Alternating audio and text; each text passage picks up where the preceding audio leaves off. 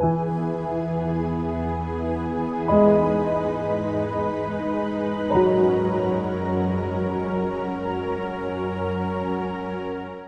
Online క్లాస్కి కూడా వచ్చిన మీ అందరికీ కూడా మన ప్రభు అయిన యేసుక్రీస్తు పేరట వందనాలు తెలియజేసుకుంటున్నానండి. ముందుగా గడిచిన 2 వారాలుగా మనము ధర్మశాస్త్ర సంబంధమైనటువంటి పంచకాండాలలో ముఖ్యమైనటువంటి ఘట్టాలను మనం నేర్చుకునే ప్రయత్నం చేస్తున్నాం.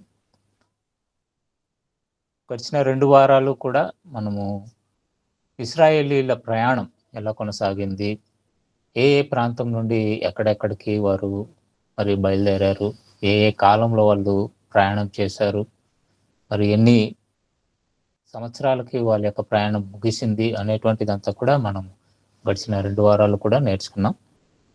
ఇక ఈ 2 వారాలు కూడా దేవుడిచ్చినటువంటి నియమాలు, నిబంధనల గురించి లేదా ధర్మశాస్త్రము గురించి మనం నేర్చుకునే ప్రయత్నం చేద్దాం.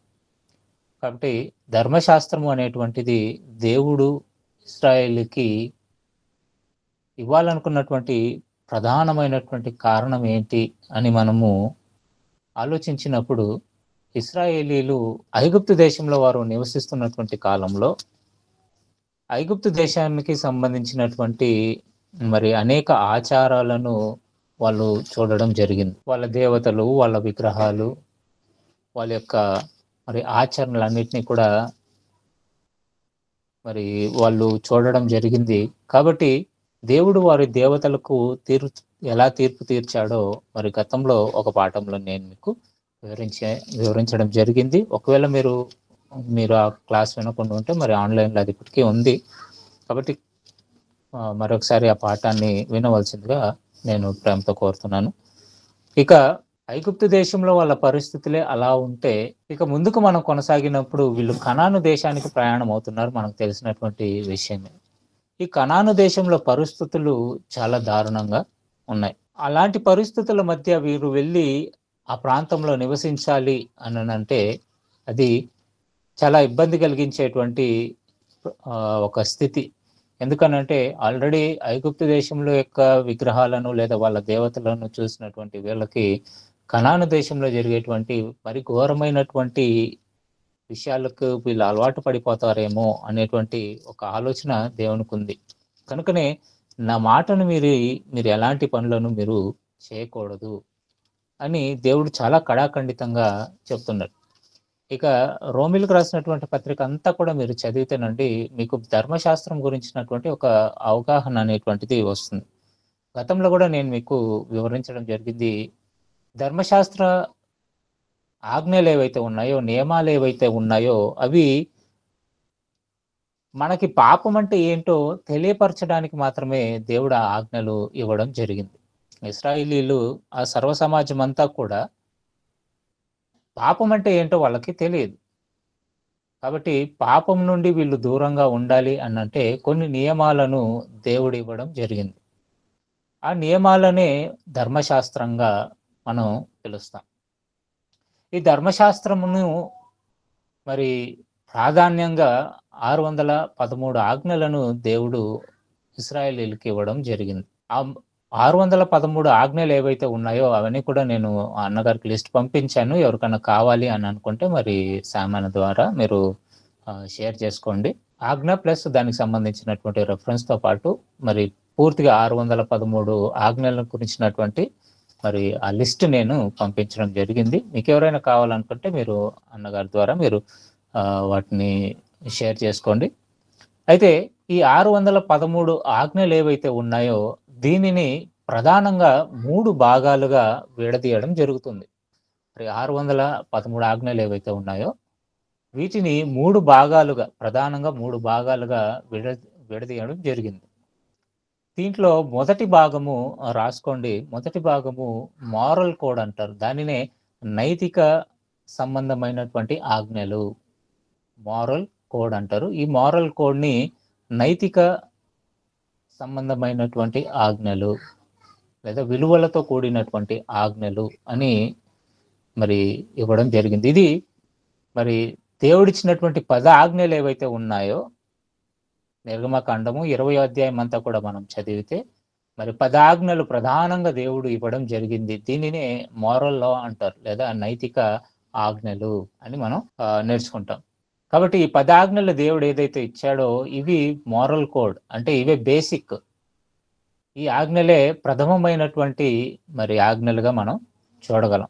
ఎప్పుడైతే వీళ్ళు సీనాయి పర్వతం దగ్గరకు సమీపించారో, ఎప్పుడైతే మోషే గారు ఆ పర్వతాన్ని ఎక్కారో, అప్పుడు వాళ్ళకి ఇచ్చినటువంటి మరి ఆజ్ఞలు, 10 ఆజ్ఞలు ఏవైతే ఉన్నాయో, ఈ 10 ఆజ్ఞలకు దేవుడు చాలా ప్రాధాన్యతనిచ్చాడు. ఈ 10 ఆజ్ఞలు గల మరి ఫలకలను కూడా దేవుడు చేయించడం, వాటిని నిబంధన మందసంలో పెట్టాలని చెప్పడం మనం హెబ్రీయులకు రాసినటువంటి పత్రిక 9వ అధ్యాయము 4వ వచనంలో మనం చూడగలం. కాబట్టి నిబంధన మందసము, ఆ మందసాన్ని దేవాలయంలో ఉంచడం, మరి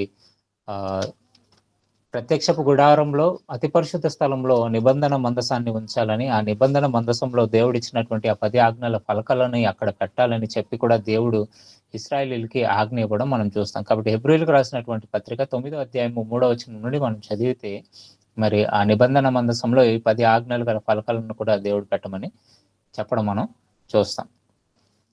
అయితే ఈ ఆజ్ఞల విషయమై యేసుక్రీస్తు ప్రభుల వారు మాట్లాడినటువంటి మాట, ఈ 10 ఆజ్ఞల విషయంలో యేసుక్రీస్తు ప్రభుల వారు మాట్లాడినటువంటి మాటలు మనం చూసుకున్నట్లయితే, మత్తయి సువార్త 5వ అధ్యాయము 17వ వచనం 18వ వచనాన్ని మనం చూడగలిగితే, ధర్మశాస్త్రమునైనను ప్రవక్తల వచనములనైనను కొట్టివేయ వచ్చితనని తలంచవద్దు. నెరవేర్చుటకే గాని కొట్టివేయుటకు నేను రాలేదు. ఆకాశమును భూమియు గతించిపోయిననే గాని ధర్మశాస్త్రం అంతయు నెరవేరు వరకు దాని నుండి ఒక పొల్లైనను ఒక సున్నయైనను తప్పిపోదని నిశ్చయంగా మీతో చెప్పుచున్నాను. చాలండి. ఇక్కడ మనం చూసుకున్నట్లయితే ధర్మశాస్త్రం గురించి యేసుక్రీస్తు ప్రభుల వారు ఏమంటున్నాడంటే, నేను నెరవేర్చడానికే వచ్చానే తప్ప కొట్టివేయడానికి నేను రాలేదు అనేటువంటి మాటను యేసుక్రీస్తు ప్రభుల వారు చెప్తా, ఆకాశము భూమి గతించినే కానీ ధర్మశాస్త్రం అంతయు నెరవేరు వరకు దాని నుండి ఒక పుల్లైనను ఒక సున్న అయినను తప్పిపోదని నిశ్చయముగా నేను మీతో చెప్పుచున్నాను. అంటే ధర్మశాస్త్రం విషయమై యేసుక్రీస్తు ప్రభుల వారు నా ధర్మశాస్త్రంలో రాయబడినటువంటి సంగతులను ఖచ్చితంగా నెరవేర్చడానికి నేను వచ్చాను అని చెప్తున్నాడు. కాబట్టి నెరవేర్చినటువంటి ఆజ్ఞ ఏంటి అని మనం ఆలోచిస్తే, మరి దేవుడిచ్చినటువంటి ఆ 10 ఆజ్ఞలు, మోరల్ లా అనేది నైతిక పరమైనటువంటి ఆజ్ఞలు ఏవైతే ఉన్నాయో అవే మరి దేవునికి ఇష్టమైనటువంటి ఆజ్ఞలు. ఒక ఉదాహరణకి దేవుడు వ్యభిచారం చేయవద్దని ఆజ్ఞ ఇచ్చాడు. వ్యభిచారము చేయవద్దు అనేటువంటి ఆజ్ఞను మనం తీసుకున్నట్లయితే, ఈ ఆజ్ఞ ఇవ్వాల్సినటువంటి అవసరం లేదు. అది నైతిక పరమైనటువంటిది. అంటే ఒకరిని బలవంతంగా మనము చేర్చడం అనేటువంటిది అది, లేదా ఆల్రెడీ భార్య కలిగినటువంటి ఒక పురుషుడు మరి పరాయి స్త్రీతో కలవడం, లేదా మరి భర్త కలిగినటువంటి స్త్రీ పరాయి పురుషుడితో కలవడము అది నైతికమైనటువంటి విలువలతో కూడినటువంటిది కాదని మనకు తెలుసు. కాబట్టి ఇలాంటిది మోరల్ లాస్ అని ఏదైతే మనం చెప్తామో, వీటిని నెరవేర్చడానికి మరి యేసుక్రీస్తు ప్రభుల వారు చెప్తున్నటువంటి మాట, నేను నెరవేర్చడానికే వచ్చాను అని చెప్తున్నాడు. మరి ఎలా నెరవేర్చాడు? ఏమండి, అన్ని ఆజ్ఞలు ఉన్నాయి కదా, మరి యేసుక్రీస్తు ప్రభుల వారు ఆజ్ఞలన్నీ ఎక్కడండి నెరవేర్చాడు అని అంటే, మత్తయి సువార్త 22వ అధ్యాయంలో ఈ ఆజ్ఞల విషయమై మరొక మాటను యేసుక్రీస్తు ప్రభుల వారు చెప్తుంటాడు. మత్తయి సువార్త 22వ అధ్యాయము 37వ వచనం నుండి మనం చదివితే, అందుకైనా నీ పూర్ణ హృదయంతోనూ నీ పూర్ణాత్మతోనూ నీ పూర్ణ మనసుతోనూ నీ దేవుడైన ప్రభువును ప్రేమింపవలనన్నదే అనున్నది. ఇది ముఖ్యమైనదియు మొదటిదియునైన ఆజ్ఞ. నిన్ను వలె నీ పొరుగువాని ప్రేమింపవలెనను రెండవ ఆజ్ఞ దాని వంటిదే. ఈ 2 ఆజ్ఞలు ధర్మశాస్త్రం అంతటికి ప్రవక్తలకును ఆధారమై ఉన్నవని అతనితో చెప్పాను. ఇక్కడ మనం చూసుకున్నట్లయితే యేసుక్రీస్తు ప్రభుల వారు చెప్తున్నటువంటి ప్రధానమైనటువంటి మాట ఏంటో అని మనం ఆలోచిస్తే, ధర్మశాస్త్రంలో ప్రధానమైనటువంటి ఆజ్ఞలు 2 అని చెప్తున్నాడు. ఒకటి, మొదటిగా నీ తండ్రి అయినటువంటి దేవుడిని నీవు పూర్ణ హృదయంతోనూ నీ పూర్ణ ఆత్మతోనూ నీ పూర్ణ మనస్సుతోనూ సేవించాలని చెబుతూ, మరి రెండవది ఏమని చెప్తున్నాడంటే, నిన్ను వలె నీ పొరుగు వారిని ప్రేమించడము అని చెప్తున్నాడు. నిన్ను వలె నీ పొరుగు వారిని ప్రేమించడము అనేటువంటిది కూడా దేవుడిని ప్రేమించడంతో సమానము అని చెబుతూ, ఈ ధర్మశాస్త్ర విషయమై మరి నేను కూడా నా సహోదరులను ప్రేమించి ఆ ధర్మశాస్త్రాన్ని నేను పరిపూర్ణం చేశాను అని చెప్తున్నాడు. ఇక యోహాను గారు రాసినటువంటి మొదటి పత్రిక 1వ అధ్యాయము 2వ అధ్యాయం 3వ అధ్యాయం 4వ అధ్యాయం, ఈ 4 అధ్యాయాలు మీరు చదివితే సహోదర ప్రేమ గురించే ఎక్కువగా యోహాను గారు రాస్తుంటారు. యోహాను సువార్త మొదటి అధ్యాయం నుండి మనం 4వ అధ్యాయం వరకు కూడా చదివితే, మొదటి పత్రికలో, యోహాను గారు రాసినటువంటి మొదటి పత్రికలో మరి 4 అధ్యాయాలు కూడా సహోదర ప్రేమని గురించే చెబుతూ, నువ్వు దేవుణ్ణి ప్రేమిస్తున్నావు అని చెప్పడము ఎలా నిరూపించుకోగలవు అని అంటే, నీ తోటి సహోదరుని ప్రేమించడం ద్వారానే నువ్వు తండ్రి అయినటువంటి దేవుణ్ణి నువ్వు ఎంతగా ప్రేమిస్తున్నావో తెలియపరుస్తాడు. కాబట్టి ప్రాముఖ్యంగా ఒక రెఫరెన్స్ రాసుకోండి. యోహాను గారు రాసినటువంటి మొదటి పత్రిక 2వ అధ్యాయము 7వ వచనం నుండి మీరు చదివితే, యోహాను గారు రాసినటువంటి మొదటి పత్రిక 2వ అధ్యాయము 7వ వచనం నుండి చూస్తే, మరి పూర్వమైనటువంటి ఆజ్ఞనే నేను మీకు ఇస్తున్నాను, క్రొత్తదైనటువంటి ఆజ్ఞ నేను ఏది ఇవ్వడం లేదు, కానీ నిన్ను వలె నీ సహోదరుని ప్రేమించాలి అనేటువంటి ఆజ్ఞలోనే ధర్మశాస్త్రం అంతా కూడా ఇమిడి ఉంది అని మరి యోహాను గారు ఆ పత్రికను ఉద్దేశిస్తూ రాస్తుంటాడు. కాబట్టి ఈ మోరల్ లా నైతిక పరమైనటువంటి ఆజ్ఞలు ఏవైతే ఉన్నాయో, ఇది నిన్ను వలె నీ పొరుగు వారిని ప్రేమించటంలో ఇమిడి ఉంది అని యేసుక్రీస్తు ప్రభులు వారు చెప్పారు. అలాగే అపోస్తలులు కూడా బోధించారు. అలా నేర్చుకున్నటువంటి వీళ్ళు వాటినే బోధించారు. కాబట్టి యేసుక్రీస్తు ప్రభులు వారు నెరవేర్చినటువంటి లేదా పరిపూర్ణము చేసినటువంటి ధర్మశాస్త్రం ఏదైతే మనం ఆలోచిస్తున్నామో, అది మోరల్ లాస్ అని మనం ఆలోచించవచ్చు, లేదా నైతిక పరమైనటువంటి ఆజ్ఞలు. అందులో ప్రధానమైనటువంటివి 10 ఆజ్ఞలు. ఇది మీకు నిర్మాకాండము 20వ అధ్యాయం అంతా కూడా దేవుడు రాయించాడు.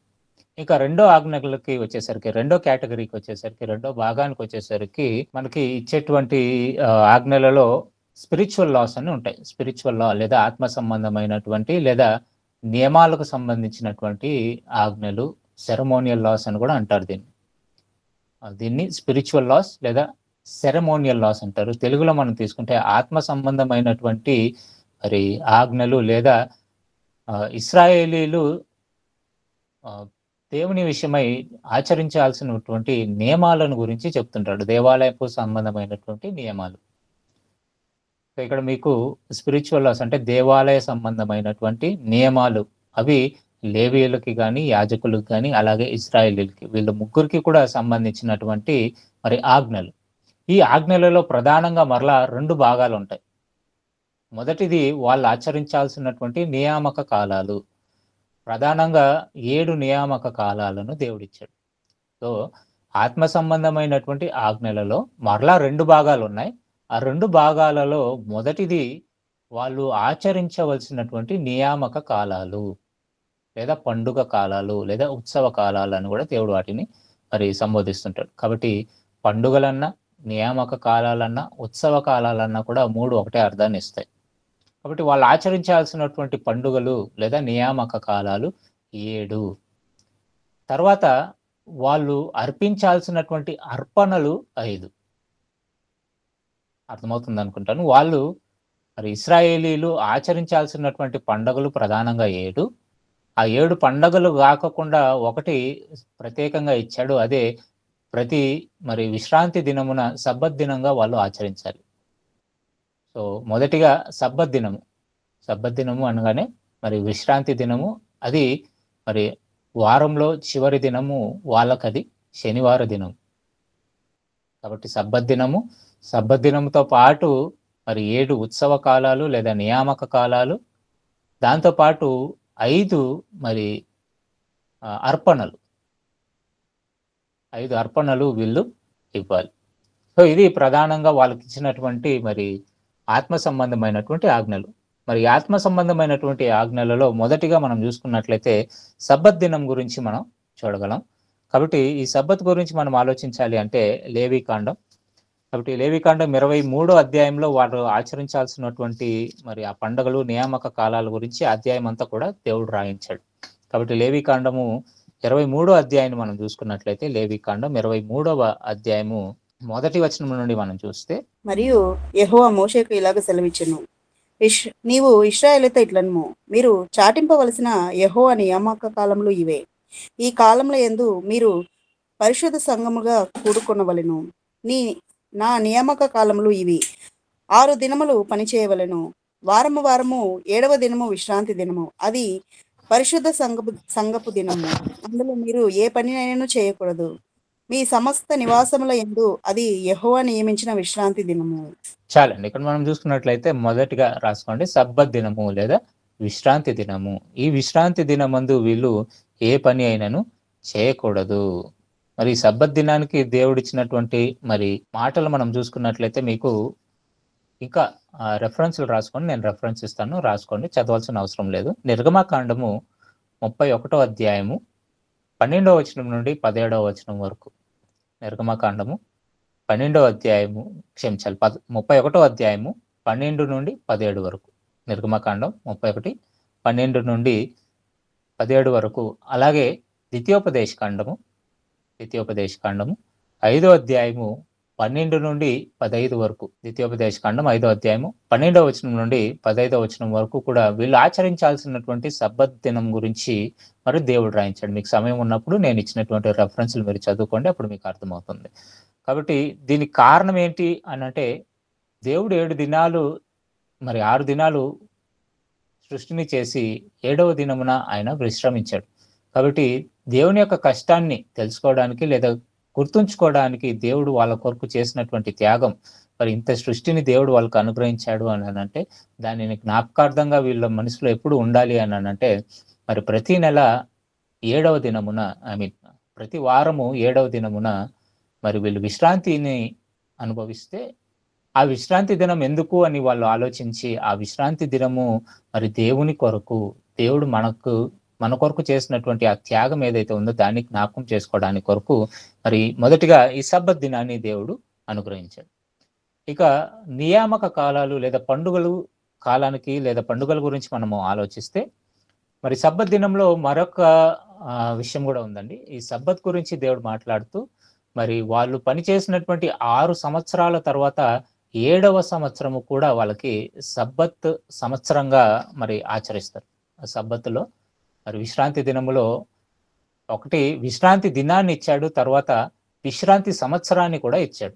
6 సంవత్సరాలు వీళ్ళు కష్టపడిన తర్వాత 7వ సంవత్సరము వీళ్ళు మరి సబ్బత్ సంవత్సరంగా ఆచరించాలి. అందులో వీళ్ళు ఎలాంటి పనులను చేయకూడదు, ఎలాంటి పంటలను వీళ్ళు పండించకూడదు. దీని గురించి మీకు నిర్గమకాండము 23వ అధ్యాయము 10-11 వచనాలలో, అలాగే లేవీకాండము 25వ అధ్యాయము 1వ వచనం నుండి 7వ వచనం వరకు కూడా మరి సబ్బత్ సంవత్సరాన్ని గురించి కూడా దేవుడు రాయిస్తాడు. ఎందుకనంటే మరి వీళ్ళు భూమిని పండిస్తుంటారు కదండి. 7 సంవత్సరాలు మరి 6 సంవత్సరాలు భూమిని పండించిన తర్వాత 1 సంవత్సరం దానికి మరి ఎలాంటి పని చేయకుండా విడిచిపెడితే దాని యొక్క సారాన్ని మరలా అది పొందుకుంటుంది అనేటువంటి ఉద్దేశంతో దేవుడు ఏం చేస్తాడనంటే, ఆ సంవత్సరము భూమికి విశ్రాంతినివ్వండి. మీరు విశ్రాంతి తీసుకుంటున్నారు, బాగానే ఉంది, భూమికి కూడా విశ్రాంతినివ్వండి 1 సంవత్సర కాలము.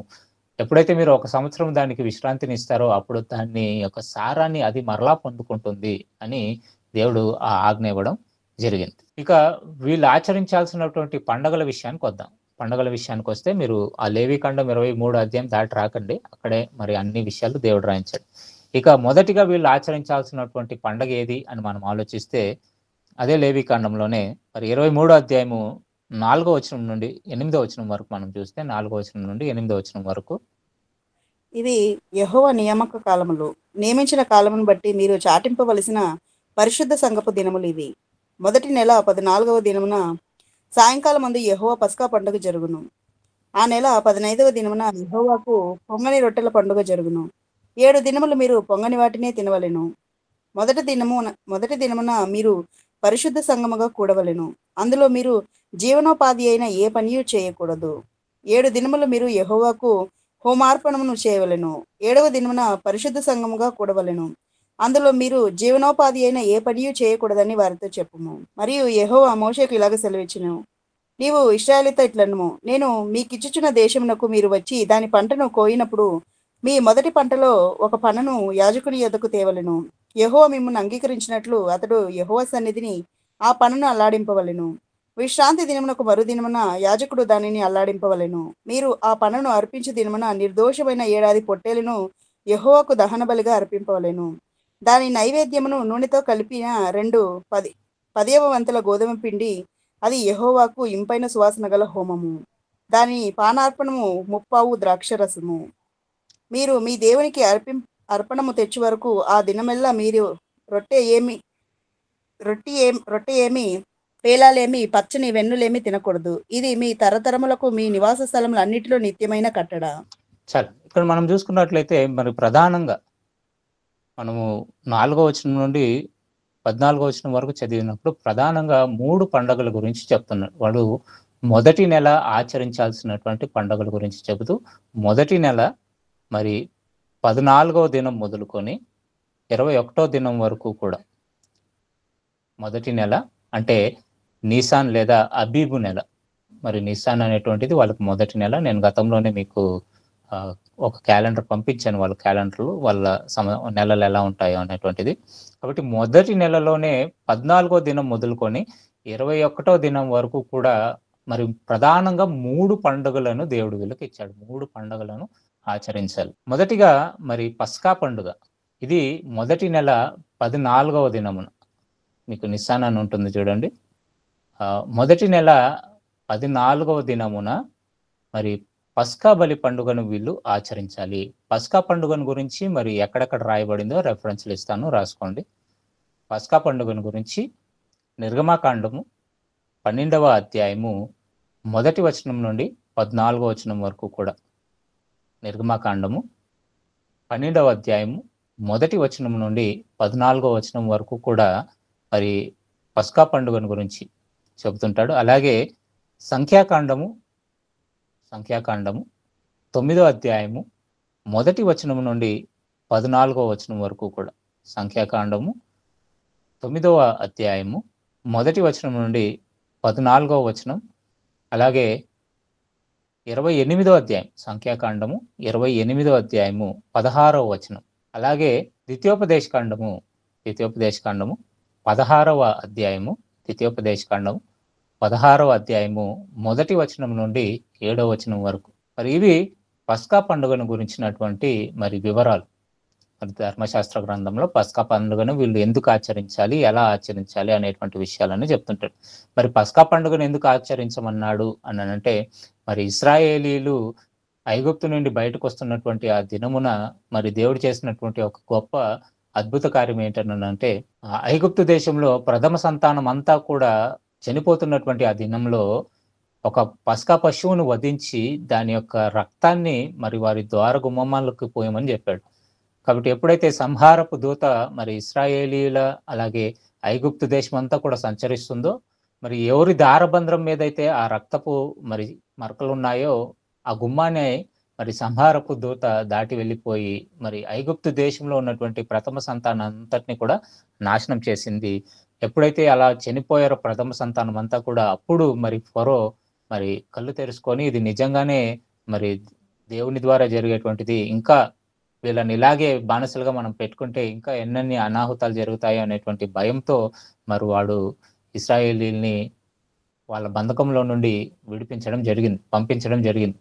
కాబట్టి దానిని జ్ఞాపకం చేసుకోవడానికి పస్కా బలి ఆచరించమని చెప్పాడు. కాబట్టి ఆ దినాన్ని జ్ఞాపకం చేసుకోవడానికి, మరి దేవుడు వాళ్ళని ఎలా తప్పించాడో దానిని వాళ్ళు జ్ఞాపకం చేసుకోవడానికి ఈ పండుగను ఆచరించమని చెప్పాడు. ఇది మొదటి నెల 14వ దినమున.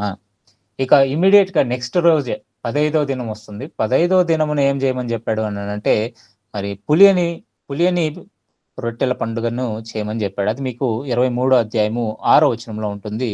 ఆ నెల 15వ దినమున యెహోవాకు పొంగని రొట్టెల పండుగ జరుగును. 7 దినములు మీరు పొంగిన వాటిని తినవలెను. మొదటి దినమున మీరు పరిశుద్ధ సంఘముగా కూడవలెను. అందులో మీరు జీవనోపాధి అయిన ఏ పనిని చేయకూడదు. 7 దినములు మీరు యెహోవాకు హోమార్పణము చేయవలెను. 7వ దినమున పరిశుద్ధ సంఘముగా కూడవలెను. అందులో మీరు జీవనోపాధి అయిన ఏ పని చేయకూడదని వారితో చెప్తున్నాను. ఇక్కడ మరి దేవుడిచ్చినటువంటి రెండవ పండుగ ఏది అని మనం చూసుకున్నట్లయితే పొంగని రొట్టెల పండుగ. మరి దీని గురించి ఎక్కడెక్కడ రాయబడిందో మనం చూసుకున్నట్లయితే నిర్గమకాండము రాసుకోండి. నిర్గమకాండము ఇది మొదటి నెల 15వ దినమున జరుగుతుంది. 7 రోజులు ఈ పండుగను వీళ్ళు ఆచరించాలి. మరి ఆ పండుగలో ఏమేమి చేయాలో మరి నిర్గమకాండము 12వ అధ్యాయము 15వ వచనం నుండి 20వ వచనం వరకు, నిర్గమకాండము 12వ అధ్యాయము 15 నుండి 20 వచనం వరకు, అలాగే 13వ అధ్యాయము 3వ వచనం నుండి 10వ వచనం వరకు, నిర్గమకాండము 13వ అధ్యాయము 3వ వచనం నుండి 10వ వచనం వరకు, అలాగే 23వ అధ్యాయము 15వ వచనము, 23వ అధ్యాయము 15వ వచనము, అలాగే 34వ అధ్యాయము 18వ వచనం, 34వ అధ్యాయము 18వ వచనం, నెక్స్ట్ సంఖ్యాకాండము 28వ అధ్యాయము, సంఖ్యాకాండము 28వ అధ్యాయము 17వ వచనం నుండి 25వ వచనం వరకు. సంఖ్యాకాండము 28వ అధ్యాయము 17వ వచనం నుండి 25వ వచనం వరకు. అలాగే ద్వితీయోపదేశకాండము 16వ అధ్యాయము 3వ వచనం నుండి మరి 4వ వచనం, 3-4 వచనాలు, అలాగే 8వ వచనం. ద్వితీయోపదేశకాండం 16వ అధ్యాయము 3వ వచనం, 3-4 అలాగే 8 వచనాలు. దీంట్లో మనకి మరి పులియని పండుగలు లేదా పొంగని రొట్టెల పండుగను గురించి దేవుడు చెప్తుంటాడు. ఇది ఎందుకు ఆచరించమన్నాడు అని అంటే మీకు బాగా అర్థం అవడానికి ఒక ఉదాహరణ చెప్తాను. మనము సంక్రాంతి పండుగని ఆచరిస్తుంటాం. సంక్రాంతి పండుగలో మొదటగా భోగి అనేటువంటి ఒక దినం వస్తుంది. ఆ దినంలో వాళ్ళు ఏం చేస్తారంటే పాత ఏవైతే ఉన్నాయో అవన్నీ కూడా తీసుకొని వచ్చి కాల్చేస్తుంటారు. కాబట్టి ఇశ్రాయేలీలకు కూడా మరి అపవిత్రమైనది ఏది కూడా వాళ్ళ ఇళ్లలో ఉండకుండా వాటిని అన్నిటినీ కూడా తొలగించమనడానికి దేవుడు మరి ఈ నియమాన్ని పెట్టాడు. కాబట్టి పులిసిన పిండితో మరి వాళ్ళు రొట్టెలు చేసుకోకుండా మరి పొంగని పిండితో లేదా పొంగని పిండితో వాళ్ళు మరి ఆ దినాన మరి రొట్టెలను సిద్ధపరచుకొని వాళ్ళు తినాలి అనేటువంటి దేవుడు ఒక ఆజ్ఞని ఇచ్చాడు. అది పవిత్రతకు సూచనగా, వాళ్ళ పవిత్రతను మరి వాళ్ళు చాటి చెప్తున్నటువంటి సూచనగా, వారి గృహాలలో ఎలాంటి అపవిత్రతతో ఉండకూడదు అనేటువంటి ఉద్దేశంతో ఈ నియమాన్ని దేవుడు ఇచ్చాడు. ఇంకా అదే నెలలో మరి ఇది 15వ దినం నుండి 21వ దినం వరకు కూడా 7 దినాలు ఈ పండుగను వీళ్ళు ఆచరించారు. మరి 3వ పండుగ అదే నెలలో వాళ్ళకి ఇచ్చినటువంటి మరి పండుగలలో ప్రథమ ఫల పండుగ 16వ దినమున, అంటే 14వ దినమున పస్కా ఆచరిస్తారు. 15వ దినమున మరి పొంగన పిండల మరి ఆ పండుగను ప్రారంభిస్తారు. 16వ దినమున ఏం చేస్తారంటే ప్రథమ ఫల పండుగ. దీని గురించి మనకి మరి 9వ వచనం నుండి దేవుడు రాయించాడు. అందులో మరి వాళ్ళు పండించినటువంటి పంట ఫలాలలో మరి మొదటి పన ఏదైతే ఉందో అది యాజకులకు తీసుకొని వచ్చి ఇవ్వాలి. మరి దీని గురించి మనకి లేవి కాండంలో మాత్రమే ఉంటుంది. లేవి కాండం 23వ అధ్యాయంలో మనం చదివినటువంటి ఆ 9వ వచనం నుండి 14వ వచనం వరకు మాత్రమే మనకి విషయాలు ఉన్నాయి. కాబట్టి ఇది ఎందుకు చేయమని దేవుడు చెప్పాడు అని అంటే, మొదటిగా దేవుడు వాళ్ళ పట్ల చేసినటువంటి మేలును బట్టి. ఎందుకనంటే వాళ్ళ పంట ఫలాలు మరి పండేలాగున దేవుడు సహాయపడ్డాడు కాబట్టి మరి దానిని జ్ఞాపకం చేసుకుంటూ మరి కృతజ్ఞతగా ఒక అర్పణగా మరి ఇది వాళ్ళు దేవునికి అర్పించాలి అని దేవుడు ఈ నియమాన్ని పెట్టడం జరిగింది. కాబట్టి ప్రథమ ఫలముగా మరి యాజకులకి వాళ్ళు మొదటి పన్నును తీసుకొని వచ్చి ఇస్తే యాజకులు ఏం చేస్తారంటే ఆ మొదటి పన్నును మరి బలిపీఠం మీద అల్లాడిస్తారు. కాబట్టి దేవునికి కృతజ్ఞతగా ఈ పండుగను ఆచరించమని చెప్పాడు. కాబట్టి ఇక్కడ 3 పండుగల గురించి మొదటి నెలలోనే 3 పండుగలు వీళ్ళు ఆచరించడం జరుగుతుంది. ఇంకా నెక్స్ట్ పండుగను గురించి మనం ఆలోచిస్తే మరి అదే నిర్గమకాండం 23వ అధ్యాయం 15వ వచనం నుండి చూస్తే, మీరు విశ్రాంతి దినమునకు మరునాడు మొదలుకొని అనగా అల్లాడించు పనను మీరు తెచ్చిన దినము మొదలుకొని 7 వారములు లెక్కింపవలెను. లెక్కకు తక్కువ కాకుండా 7 వారములు ఉండవలెను. 7వ విశ్రాంతి దినపు మరుదినం వరకు మీరు 10 దినములు లెక్కించి యెహోవాకు క్రొత్త ఫలముతో నైవేద్యం అర్పింపవలెను. చాలండి. ఇక్కడ మరలా ఏమని చెప్తున్నాడంటే క్రొత్త ఫలపు దినము. మరి ఇది ఎప్పటి నుంచి లెక్కేయమని చెప్పాడు అని అంటే, వీళ్ళు ప్రథమ ఫలాన్ని ఇచ్చినటువంటి ఆ దినము నుండి 50వ దినం వరకు లెక్కేసి 50వ దినమున మరలా క్రొత్త ఫలము అంటే క్రొత్తగా వీళ్ళు మరలా పంటలను ప్రారంభిస్తారు కనుక ఆ క్రొత్త ఫలమును ఇవ్వాలి అని దేవుడు చెప్పాడు. దీనినే పెంతకోస్తు పండుగ అని కూడా చెబుతారు. పెంతకోస్తు అంటే పెంట కోస్ట్ అంటే మరి 50, లేదా పెంట అంటే 5, కోస్ట్ అంటే మరి దినములు. కాబట్టి ఇది 50వ దినం వరకు కూడా లెక్క వేసి దీన్ని పెంతకోస్తు పండుగ అని కూడా చెబుతారు. కాబట్టి మనకి అపోస్తుల కార్యంలో 2వ అధ్యాయంలో కనబడేటువంటి పెంతకోస్తు పండుగ దినం ఏది అని మనం అంటే ఈ క్రొత్త మరి ఫలముల పండుగ దినాన్నే పెంతకోస్తు పండుగ అని కూడా చెబుతారు. మరి దీని గురించి బైబిల్లో ఎక్కడెక్కడ ఉంది అని మనం చూసుకున్నట్లయితే, నిర్గమకాండము 23వ అధ్యాయము 16వ వచనం రాసుకోండి. నిర్గమకాండం 23వ అధ్యాయము 16వ వచనం, అలాగే 34వ అధ్యాయం, నిర్గమకాండము 34వ అధ్యాయము 22వ వచనం, అలాగే సంఖ్యాకాండము 28వ అధ్యాయము 26 నుండి 31. సంఖ్యాకాండము 28వ అధ్యాయము 26వ వచనం నుండి 31వ వచనం వరకు. అలాగే ద్వితీయోపదేశ కాండము 16వ అధ్యాయము, ద్వితీయోపదేశ కాండం 16వ అధ్యాయము 9 నుండి 12 వచనాల వరకు మనము చూడగలం. కాబట్టి ఈ పండుగకు ముఖ్య ఉద్దేశం ఏంటి అని అంటే దేవునికి కృతజ్ఞతగా మరొకసారి మరి ఆల్రెడీ వాళ్ళు పంటలు పండించుకున్నారు. ఆ పంటలో వచ్చినటువంటి మరి ఆ పంటను విషయమై మొదటిగా ప్రథమ ఫలం వాళ్ళు కోసేటువంటి ఆ కోతలో మొదటి పనను దేవునికి ఇవ్వాలని చెప్తున్నారు. మరలా వీళ్ళు వేసేటువంటి ఆ గింజలు ఏవైతే ఉన్నాయో లేదా ఆ ఫలాల కొరకు వాళ్ళు వేసేటువంటి మరి ఆ సేకరణ లేదా ధాన్యం కొరకు వాళ్ళు చేసేటువంటి పని కొరకు మరలా దేవునికి కృతజ్ఞత తెలుపుతూ మరలా క్రొత్త ఫలము వాళ్ళు తీసుకొని వచ్చి ఇచ్చేవాళ్ళు. కాబట్టి మరి క్రొత్త నిబంధనలో పెంతెకోస్తు పండుగ దినమందు ఎందుకు పరిశుద్ధాత్మని దేవుడు వాళ్ళకు అనుగ్రహించాడు అపోస్తలుల కార్యములు 2వ అధ్యాయం అంటే అది ఒక నూతన మరి అనుభవంలోనికి క్రైస్తవ్యాన్ని దేవుడు నడిపించబోతున్నాడు. క్రొత్త నిబంధనను ఇచ్చాడు. క్రొత్త నిబంధనను ఇస్తూ పరిశుద్ధాత్మ దేవుని యొక్క సహాయము ఇక మీదట మరి అందరితో ఉంటుంది అని నూతనమైనటువంటి ఒక ఒరవడికి దేవుడు ప్రారంభము అక్కడ చేశాడు. కాబట్టి ఆ పండుగ దినమందే మరి ఇది జరగడం కూడా మనం చూడగలం.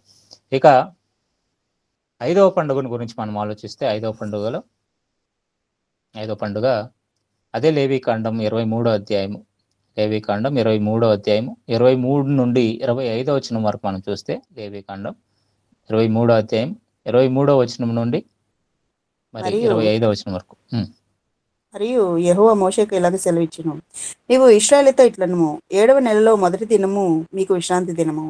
అందులో జ్ఞాపకార్థ శృంగధ్వని వినినప్పుడు మీరు పరిశుద్ధ సంఘముగా కూడవలెను. అందులో మీరు జీవనోపాధి అయిన ఏ పని చేయుట మాని యెహోవాకు హోమము చేయవలెను. చాలా ఇక్కడ మనం చూసుకున్నట్లయితే మరి శృంగధ్వని పండుగ అంటారు దీన్ని. శృంగధ్వని పండుగ లేదా ఫెస్టివల్ ఆఫ్ ట్రంపెట్ అంటారు. మరి పెంతెకోస్తు పండుగ మరి వాళ్ళు ఆచరణలో 3వ నెలలో వాళ్ళు ఆచరిస్తారు. కాబట్టి అది సివాన్ అనేటువంటి మరి నెలలో వాళ్ళు ఆచరిస్తారు. నెక్స్ట్ మనం చూసుకున్నట్లయితే ఇప్పుడు ఈ శృంగధ్వని పండుగను వీళ్ళు ఎప్పుడు ఆచరిస్తారు అని సంఖ్యాకాండంలో రాస్తాడు. సంఖ్యాకాండం 29వ అధ్యాయం 1వ వచనంలో 7వ నెల మొదటి తేదీన మీరు పరిశుద్ధ సంఘముగా కూడవలను. మీరు జీవనోపాధి అయిన పనులేమీ చేయకూడదు. అది మీకు శృంగధ్వని దినము. నిర్దోషమైన ఒక కోడెదూడను ఒక పొట్టేలును యెహోవాకు ఇంపైన సువాసన గల దహన బలిగా అర్పింపవలెను. మనం చూసుకున్నట్లయితే చాలు మనకు సమయం సరిపోదు. ఇక్కడ 7వ నెల మొదటి దినమున అంటే వీళ్ళకి తిష్రీ అనేటువంటి ఒక పండుగ. 7వ నెల మరి తిష్రీ అనేటువంటి నెల. ఆ నెలలో మొదటి దినాన మరి ఈ శృంగధ్వని పండుగను ఆచరించాలి అని చెప్పాడు. మరి ఇది కారణం దేని కొరకు అనేటువంటి విషయం మనకు రాయలేదు, కానీ ఎందుకొరకు ఈ పండుగను ఆచరించాలో అనేటువంటి ఉద్దేశం మనకు రాయలేదు. కానీ కొంతమంది యొక్క ఆలోచన ఏంటంటే మరి అది 7కి దేవుడు ప్రత్యేకతనిచ్చాడు కాబట్టి మరి 7వ నెల కాబట్టి 7వ నెలలో 6 నెలలు గడిచిన తర్వాత 7వ నెల మొదటి దినాన మరి పండుగను ఆచరించి దేవునికి కృతజ్ఞతలు చెప్పాలి అనేటువంటి ఉద్దేశంతో మరి ఇది ఈ నియమాన్ని ఇచ్చాడు అని కొంతమంది అభిప్రాయపడుతుంటారు. ఇక ఈ శృంగధ్వని పండుగ గురించి మనకి సంఖ్యాకాండం 29 1 నుంచి 6 వరకు ఉంటుంది. కాబట్టి లేవీకాండం 23వ అధ్యాయము 23వ వచనం నుండి 25వ వచనం వరకు, అలాగే సంఖ్యాకాండం 29వ అధ్యాయము 1వ వచనం నుండి 6 వచనాల వరకు కూడా ఈ శృంగధ్వని పండుగను గురించి దేవుడు రాయిస్తాడు. ఇంకా నెక్స్ట్ పండుగను గురించి మనం ఆలోచిస్తే లేవీకాండం 23వ అధ్యాయంలోనే 26వ వచనం నుండి చూడండి. మరియు యెహోవా మోషేకు ఇలాగ సెలవిచ్చును, ఈ 7వ నెల 10వ దినము పాపము నిమిత్తమై ప్రాయశ్చిత్తార్థ దినము. అందులో మీరు పరిశుద్ధ సంఘముగా కూడవలెను. మిమ్మల్ని మీరు దుఃఖపరుచుకొని యెహోవాకు హోమం చేయవలెను. ఆ దినమున మీరు ఏ పని చేయకూడదు. మీ దేవుడైన యెహోవా సన్నిధిని మీరు మీ నిమిత్తం ప్రాయశ్చిత్తము చేసుకుంటుకై అది ప్రాయశ్చిత్తార్థ దినము. చాలా అండి. ఇక్కడ మనం చూసుకున్నట్లయితే ప్రాయశ్చిత్తార్థ దినము ఇది 7వ నెల 10వ దినమున మరి వీళ్ళు ఆచరించాలి. ఒక దినం వీళ్ళు ఆచరిస్తారు. ఆ దినమున వీళ్ళు ఏం చేయాలి అని అంటే వాళ్ళు చేసినటువంటి పాపముల నిమిత్తమై ప్రాయశ్చిత్తముగా ఆ దినాన్ని వీళ్ళు ఆచరించాలి అనేటువంటి మరి మాటను దేవుడు ఇక్కడ రాయించాడు. కాబట్టి వీళ్ళకున్నటువంటి 6వ పండుగ ప్రాయశ్చిత్త దినము. కాబట్టి ప్రాయశ్చిత్తం కొరకు వాళ్ళు చేసినటువంటి పాపముల ప్రాయశ్చిత్తార్థమై మరి ఈ దినాన్ని 7వ నెల ప్రతి సంవత్సరం 7వ నెల 10వ దినాన ఈ యొక్క నియామక కాలాన్ని వాళ్ళు ఆచరించాలి. ఇంకా లాస్ట్ది మనం చూసుకున్నట్లయితే 7వదిగా మరి గుడారాల పండుగను గురించి చెబుతూ మరి అదే లేవికాండంలోనే 23వ అధ్యాయము తర్వాత వచనం నుండి మనం చూసుకున్నట్లయితే 33వ వచనం నుండి మరియు యెహోవా మోషేకి ఇలాగ సెలవిచ్చును, నీవు ఇశ్రాయేలుతో ఇట్లనుము, ఈ 7వ నెల 15వ దినము మొదలుకొని 7 దినముల వరకు యెహోవాకు పర్ణశాలల పండుగను జరపవలెను. వాటిలో మొదటి దినమున మీరు పరిశుద్ధ సంఘముగా కూడవలెను. అందులో మీరు జీవనోపాధి అయిన ఏ పనియూ చేయకూడదు. 7 దినములు మీరు యెహోవాకు హోమం చేయవలెను. 8వ దినమున మీరు పరిశుద్ధ సంఘముగా కూడి యెహోవాకు హోమార్పణము చేయవలెను. అది మీకు వ్రత దినముగా ఉండను. అందులో మీరు జీవనోపాధి అయిన ఏ పనియూ చేయకూడదు. చాలా. ఇక్కడ మనం చూసుకున్నట్లయితే ఇప్పుడు పర్ణశాలల పండుగ అని చెప్తున్నాడు. దీనినే గుడారాల పండుగ అని కూడా మరి పిలుస్తారు. కాబట్టి లేవికాండము 23వ అధ్యాయం 33వ వచనం నుండి మనం చూసుకున్నట్లయితే ఇక్కడ పర్ణశాలల పండుగ లేదా గుడారాల పండుగను గురించి చెప్తున్నాడు. ఇది కూడా 7 దినాలు వీళ్ళు ఆచరించాలి అనేటువంటిది మనం చూస్తున్నాం. కాబట్టి దీని గురించి మరి బైబిల్ ఎక్కడెక్కడ రాయబడింది అని మనం చూసుకున్నట్లయితే నిర్గమకాండము 23వ అధ్యాయము 16వ వచనంలో, నిర్గమకాండము 23వ అధ్యాయము 16వ వచనం, అలాగే 34వ అధ్యాయము నిర్గమకాండం 34వ అధ్యాయము 22వ వచనం, అలాగే సంఖ్యాకాండము 29వ అధ్యాయము 12వ వచనం నుండి 34వ వచనం వరకు, సంఖ్యాకాండము 29వ అధ్యాయము 12వ వచనం నుండి 34వ వచనం వరకు, అలాగే ద్వితీయోపదేశకాండం 16వ అధ్యాయము 16వ అధ్యాయము 13 నుండి 15వ వచనం వరకు, ద్వితీయోపదేశకాండం 16వ అధ్యాయం 13వ వచనం నుండి 15వ వచనం వరకు, ఇవన్నీ కూడా ఈ గుడారాల పండుగ లేదా పర్ణశాలల పండుగను మరి ఆచరణ విషయమే దేవుడు రాయిస్తున్నాడు. మరి ఎందుకు ఈ పండుగను ఆచరించమని చెప్పాడు అని మీరు ఆలోచిస్తే, మరి ఇశ్రాయేలీలు ఐగుప్తు నుండి ప్రయాణం చేసి కనానుకు వస్తున్నటువంటి మార్గంలో మరి అనేక ప్రాంతాలలో వీళ్ళు నివసించడం జరిగింది. కాబట్టి గడిచిన ప్రయాణంలో నేను చెప్తున్నప్పుడు కాదేశ్ అన్నటువంటి ఒక ప్రాంతంలోనే ఇంచుమించుగా వీళ్ళు 38 సంవత్సరాలు ఉండడం మనం చూస్తాం. అలాగే సినాయి పర్వత ప్రాంతం దగ్గర వీళ్ళు ఇంచుమించుగా 40 రోజుల కంటే ఎక్కువ రోజులు అలా వీళ్ళు ప్రయాణం చేస్తున్నటువంటి మరి ఆ దినాలలో అక్కడక్కడ వీళ్ళు నివసిస్తున్నటువంటి సమయంలో మరి అక్కడ గుడారాలు వేసుకొని వీళ్ళు బ్రతికారు. మరి ఎప్పుడైతే ప్రయాణం చేయకోకుండా ఒక ప్రాంతంలో ఉన్నప్పుడు వాళ్ళు గుడారాలు వేసుకొని ఆ ప్రాంతంలో ఉండేవారు. కాబట్టి దానిని జ్ఞాపకం చేసుకుంటూ ఈ గుడారాల పండుగను ఆచరించమని దేవుడు వాళ్ళకి చెప్పడం జరిగింది. కాబట్టి వాళ్ళ ప్రయాణంలో దేవుడు వాళ్ళకి చేసినటువంటి సహాయము అంటే వాళ్ళు ఆహారం ఏ రోజు కూడా వాళ్ళు కొండలు పెట్టుకొని వండుకోలేదని, మరి కావాల్సినటువంటి ఆహారాన్ని దేవుడే ఆకాశం నుండి కురిపించాడు. ఇంకా మీరు చూసుకున్నట్లయితే వాళ్ళకి ఎలాంటి బలహీనతలు వాళ్ళు అనుభవించలేదు, ఎలాంటి రోగాలు వాళ్ళు అనుభవించలేదు, వాళ్ళ చెప్పులు కూడా అరిగిపోలేదు అనేటువంటి మాటను గతంలో నేను మీకు చెప్పాను. కాబట్టి ఇవన్నీ కూడా వాళ్ళు గుర్తుంచుకోవడానికి, వాళ్ళు చేసినటువంటి ఆ ప్రయాణం అంతా కూడా గుర్తుంచుకోవడానికి, ఆ ప్రయాణంలో వాళ్ళు ఉన్నటువంటి ఆ గుడారాలలో నివసించినటువంటి ఆ దినాలన్నిటిని కూడా గుర్తు చేసుకుంటూ మరి తదుపరి వచ్చేటువంటి మరి జనరేషన్ ఏదైతే ఉందో వాళ్ళ తర్వాత వచ్చేటువంటి మరి ఆ పిల్లలు వారి తరాలు ఏవైతే ఉన్నాయో వాళ్ళందరికీ కూడా ఈ పండుగ ద్వారా వాళ్ళు చేసినటువంటి ఆ ప్రయాణం గురించి మరి వివరించేటువంటి ఉద్దేశంతో దేవుడు ఈ యొక్క నియామక కాలాన్ని పెట్టడం జరిగింది. ఇది మరి 7వ నెల 15వ దినం నుండి వీళ్ళు 8 దినాలు పూర్తిగా వీళ్ళు ఆచరించాలి. ఆ దినాలలో ఏమేం చేయాలో మరి ఆ మిగిలిన రెఫరెన్స్లన్నీ కూడా మీరు చదివితే మీకు అర్థమవుతుంది. ఇలా దేవుడు ప్రాముఖ్యంగా 7 నియామక కాలాలను ఇశ్రాయేలీయులకి ఇవ్వడం జరిగింది. కాబట్టి 7 నియామక కాలాలు వీళ్ళు కంపల్సరీగా పాటించాలి. ఇందులో ప్రాముఖ్యంగా మరి కొన్ని పండుగల రోజైతే ఖచ్చితంగా అందరూ కూడా ఒక దిక్కన చేరి రావాలి అనేటువంటిది దేవుడిచ్చినటువంటి మాట. దానికి ప్రాముఖ్యంగా మనం చూసుకున్నట్లయితే పెంతెకోస్తు పండుగ దినమందు ఖచ్చితంగా వీళ్ళు మరి చేరి రావాలి. ద్వితీయోపదేశకాండంలో 16వ అధ్యాయము 16వ వచనాన్ని మనం చూసుకున్నట్లయితే, ఏటికి 3 మార్లు అనగా పొంగని రొట్టెల పండుగలను, వారముల పండుగలను, పర్ణశాలల పండుగలను నీ దేవుడైన యెహోవా ఏర్పరచుకున్న స్థలమున నీ మగవారందరూ ఆయన సన్నిధిని కనబడవలెను. వారు వట్టి చేతులతో చాలా ఇక్కడ మనం చూసుకున్నట్లయితే ఖచ్చితంగా ఈ పండుగ దినములు ఏవైతే ఉన్నాయో, ఈ నియామక కాలాలు ఏవైతే ఉన్నాయో, ఈ నియామక కాలంలో ఖచ్చితంగా 3 దినాలు మాత్రం ఇశ్రాయేలీయులకు సంబంధించినటువంటి మగవారందరూ కూడా వాళ్ళు ఏ ప్రాంతంలో ఉన్నా, ఎక్కడ ఉన్నా కూడా ఖచ్చితంగా మరి దేవాలయానికి రావాలి. అక్కడ జరగాల్సినటువంటి ఆ అర్పణలు ఏవైతే ఉన్నాయో, ఆ పండుగలు ఏవైతే ఉన్నాయో వాటిని వీళ్ళు ఖచ్చితంగా ఆచరించాలి. మరి ఆ 3 దినాలు ఏవేవి అంటే మొదటిగా పొంగని రొట్టెల పండుగ దినమందు అంటే మొదటి నెల 15వ దినమున వీళ్ళు ఖచ్చితంగా రావాలి. అలాగే మరి వారాల పండుగ అంటే పెంతెకోస్తు పండుగ. అదే మరి ప్రథమ ఫలం పండుగ లేదా క్రొత్త ఫలం పండుగ క్షమించాలి. క్రొత్త ఫలం పండుగలో వీళ్ళు ఖచ్చితంగా పెంతెకోస్తు పండుగ దినమందు ఖచ్చితంగా వీళ్ళు కూడి రావాలి. మూడోదిగా పర్ణశాలల పండుగ.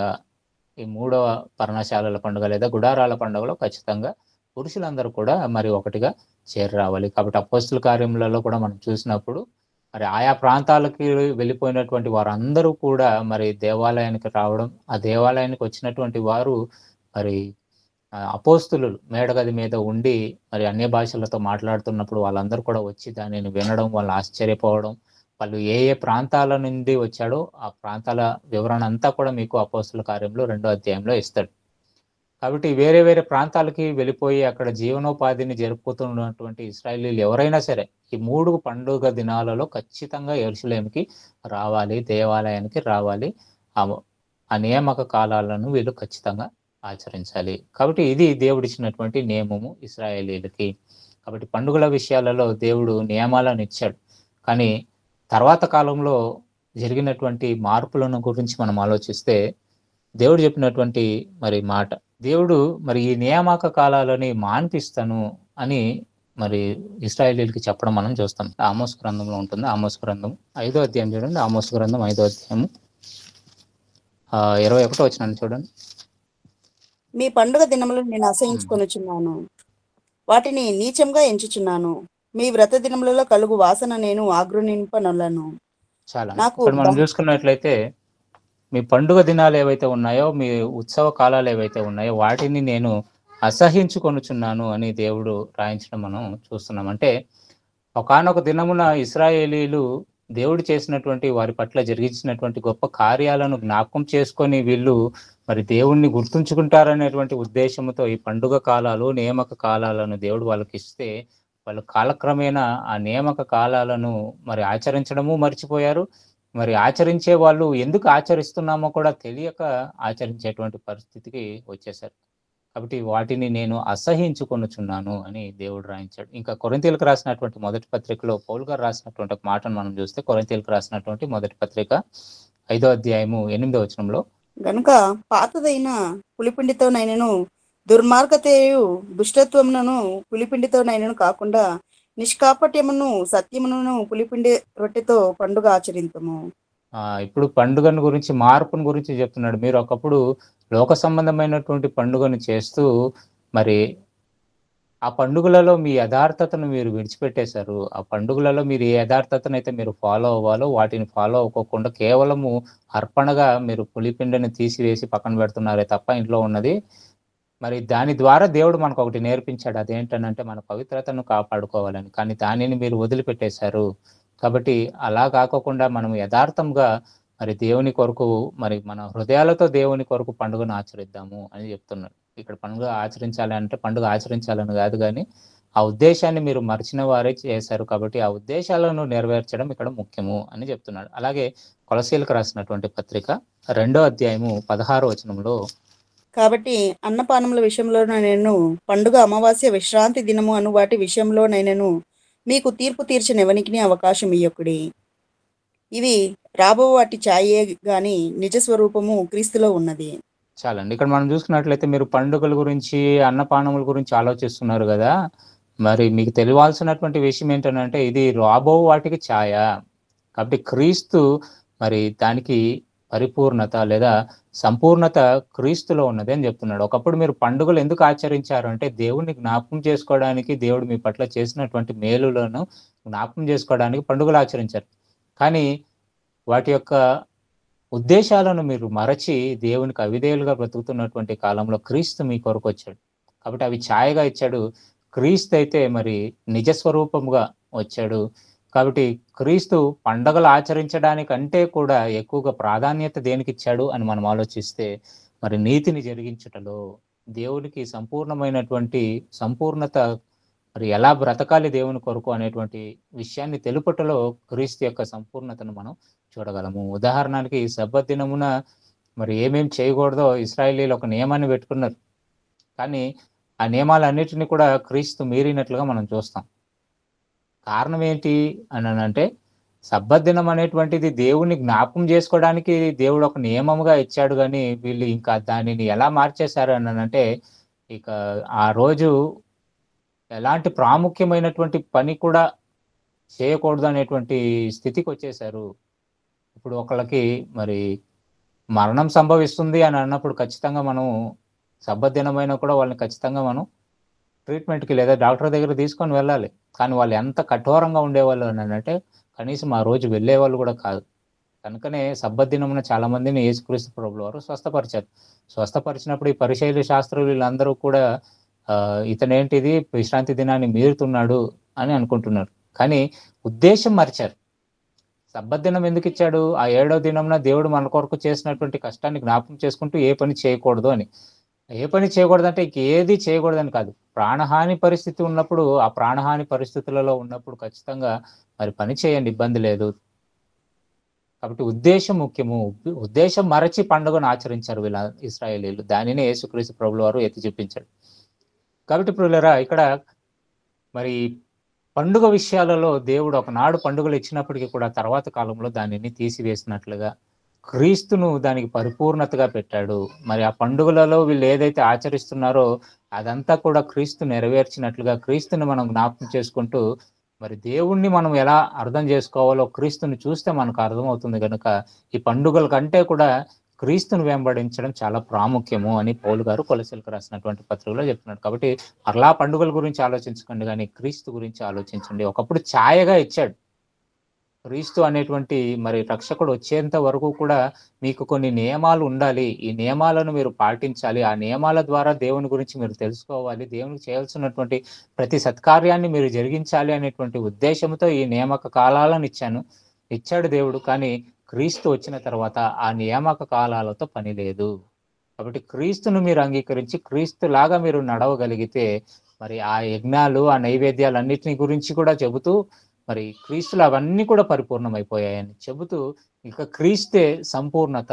కాబట్టి క్రీస్తును మీరు ఇప్పుడు వెంబడించాల్సినటువంటి అవసరత ఉంది అని చెప్పాడు. అంటే పండుగలను దేవుడు మాన్పించాడు. ఒక మాటలో చెప్పాలంటే, పాత నిబంధనలో వీళ్ళ ఆచరణ చూసి ఆయన అసహించుకున్నాడు.